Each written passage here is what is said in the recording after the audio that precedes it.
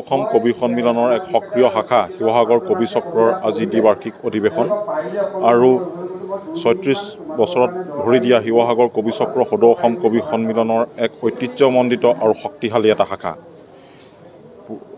পূৰ্বৰ সভাপতি মুকুল নাথ ডাঙৰীয়া আৰু জয়জ্যোতি গগৈ ডাঙৰীয়া আছিলে সম্পাদক হিচাপে, আৰু নৱনিৰ্বাচিত সভাপতি হিচাপে অশ্ৰুমণি দত্ত ঘোষ ডাঙৰীয়ানী আৰু প্ৰশান্ত বৰগোহাঁই ডাঙৰীয়া নিৰ্বাচিত হৈছে।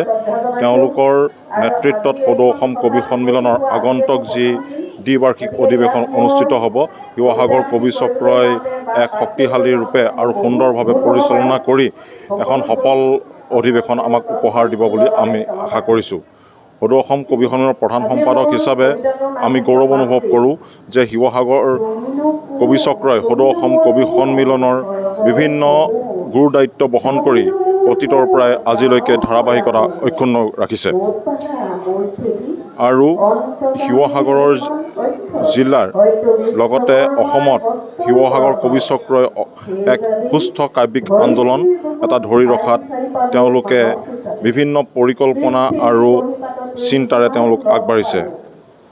শিৱসাগৰ কবি চক্ৰই আজি এই সভাত এখন মুখপত্ৰও উন্মোচন হয়। আশা কৰিছোঁ ভৱিষ্যতে সদৌ অসম কবি সন্মিলনৰ সক্ৰিয় শাখা শিৱসাগৰ কবি চক্ৰই সুস্থ আৰু সুচাৰুৰূপে পৰিচালিত হৈ গৈ থাকিব। ধন্যবাদ।